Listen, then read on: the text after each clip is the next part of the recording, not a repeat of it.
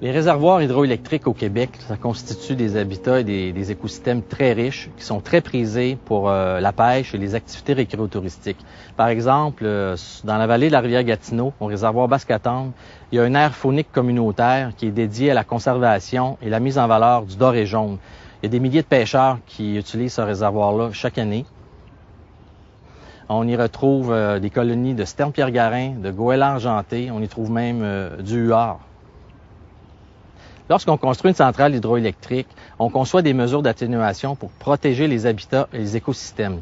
Comme par exemple, on aménage des frayères à doré jaune, à esturgeon et à saumon atlantique. On conçoit des seuils et des passes migratoires pour les poissons. On construit des milieux humides. On aménage des plateformes pour les oiseaux de proie. Et puis, on réalise aussi des aires de repos pour la Bernage du Canada en migration. Ça fait 40 ans à Hydro-Québec qu'on réalise des études scientifiques sur les réservoirs. Puis on s'est rendu compte avec les années qu'un réservoir au Québec est comparable à un lac naturel.